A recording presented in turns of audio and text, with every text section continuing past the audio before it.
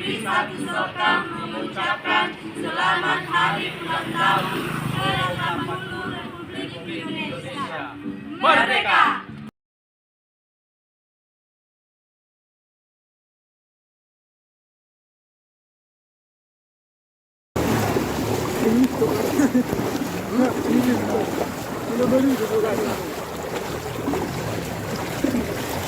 Kareta na baru gaya tinggu deh.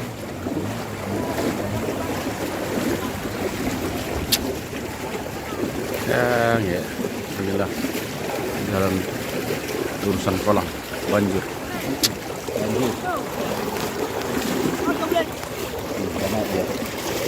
Ya, senang main. Ada,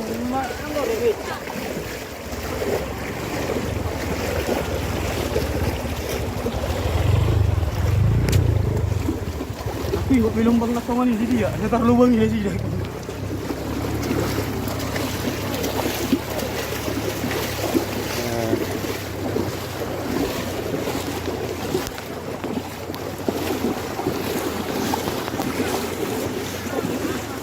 Doi komandangi ulo na bumbak kamu kumati jawaban lo. Jadi ada lombangi. Nah, umbek kanan mana dong? Oh, lurus memang. Nah, dong lombang sebelah kanan. Lah kiri terlalu bang lui dari sini. Ay mana mardalan na ini kaila. Iya. Ini dua. Isan dua banget. Ini Mobilnya nakin. awas lubang, ulo terlubang sono abang. Ah, sah. Sudah sampai juga di ujung.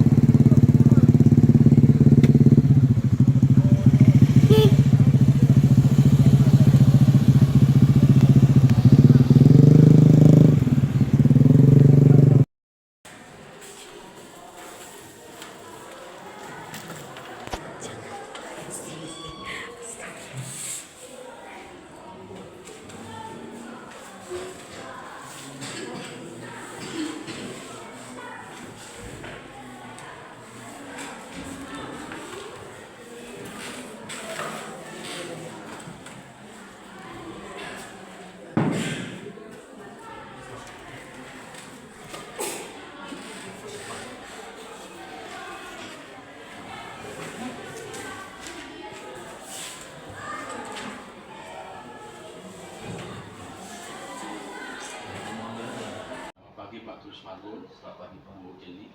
Silakan. Baik Pak, terima kasih Pak.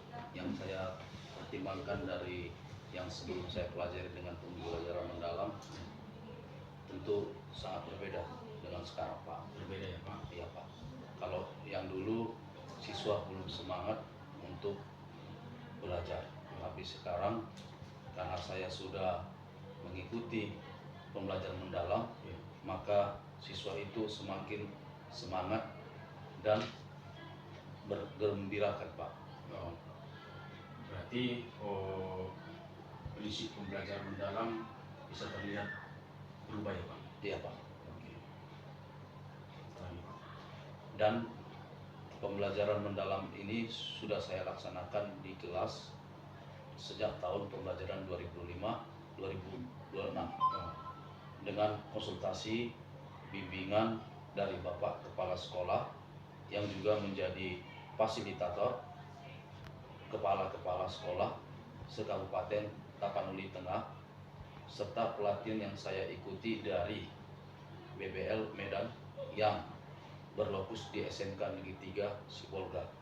Saya mendapatkan pemahaman dan sudah mendapatkan pembelajaran mendalam berkenaan pola pikir bertumbuh. Prinsip pembelajarannya ada 4 kerangka pembelajaran. Dari apa yang saya perhatikan pembelajaran di kelas, saya menjadi menarik, murid juga menjadi aktif. Tidak hanya itu saja Pak, dan siswa juga memiliki respon bergembira, berkesadaran, dan kolaboratif. Saya juga semangat Pak. Ada perubahan di siswa? Ada Pak. Dari dia berani berbicara ke depan, dan yang berkelompok itu juga memiliki komentar yang membangun Pak. Baik, terima kasih Pak. Terus jadi sih Pak, setelah saya kemarin mengikuti pelatihan pembelajaran mendalam yang berlokus di SMK Negeri 3 Sibolga, tentunya ada perbedaan sebelum saya mengikuti dan setelah mengikuti pelatihan tersebut. Setelah saya mengikuti pelatihan tersebut, saya menerapkannya di sekolah dengan apa-apa saja prinsip dari pembelajaran mendalam, tentunya juga dorongan juga dari Bapak Kepala Sekolah sebagai fasilitator Kepala Sekolah se-Kabupaten Tapanuli Tengah untuk menerapkan bagaimana apa yang kita harapkan dari pembelajaran mendalam. Misalkan Pak, ketika dalam pembelajaran mendalam kita harus membuat pembelajaran yang siswa itu memiliki kesadaran untuk mereka, bagaimana mereka sadar dulu mereka Pak. Ketika mereka sudah sadar, mereka akan juga mendapat pembelajaran yang bermakna. Ketika bermakna tentunya mereka belajar juga akan merasa gembira, merasa senang mereka Pak.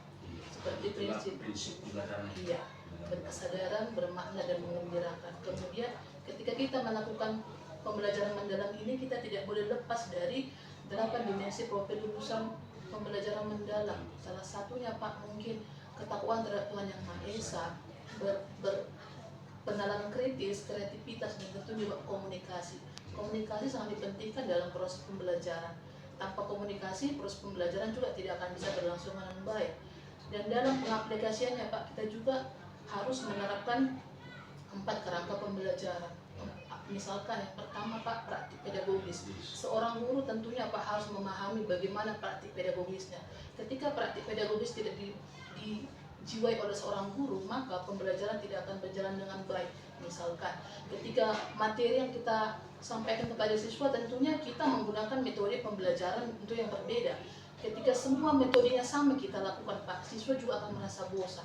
Ketika ada tantangan-tantangan, siswa akan merasa tertarik, mereka merasa tertantang.